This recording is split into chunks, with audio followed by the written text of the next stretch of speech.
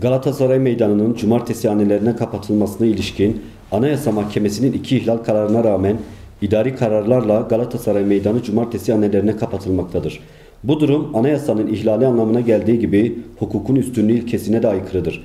Cumartesi annelerine destek amaçlı binamız önünde yapmak istediğimiz basın açıklamaları 11 haftadır engellenmektedir.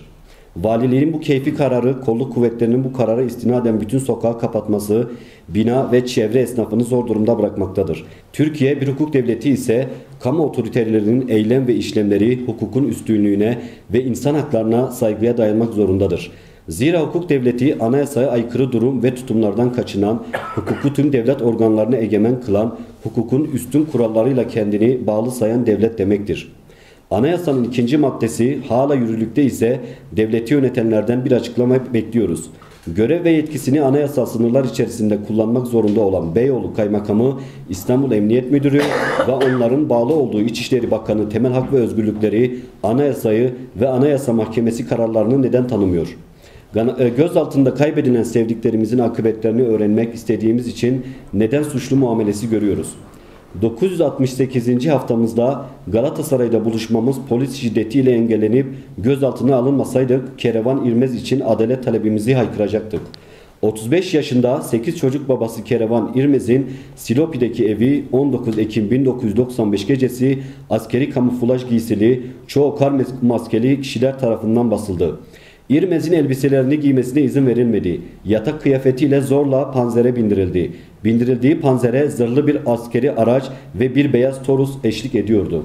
Sabah olunca Emine İrmez savcılığa, Emniyet Müdürlüğü'ne ve Tümen Komutanlığı'na giderek eşini evden götürülenler hakkında şikayet dilekçesi verdi ve akıbetinin araştırılmasını talep etti. Yetkililer Emine İrmez'e eşinin güvenlik güçlerince gözaltına alınmadığını, onu götürenlerin örgüt üyesi olabileceğini söyledi. Emine İrmez, eşimi götürenler askeri araçla geldiler ve onu askeri araçla götürdüler.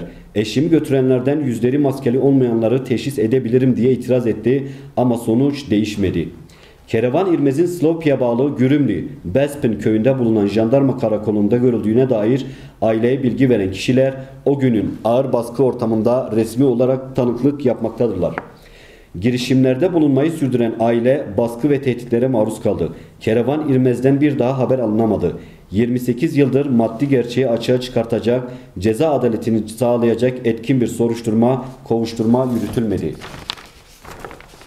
968. haftamızda bir kez daha söylüyoruz. Devleti yönetenler hakikat ve adalet talebimizin gerçekleşmesi için yüksek politik idare gösterinceye kadar haklı mücadelemizden vazgeçmeyeceğiz.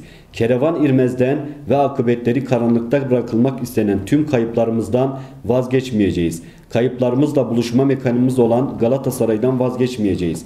Selam olsun bugün bir kez daha tüm baskıları göğüsleyerek ülkenin dört bir yanında bizimle eş zamanlı sesimize ses katan kayıp yakınları ve insan hakları savunucularına.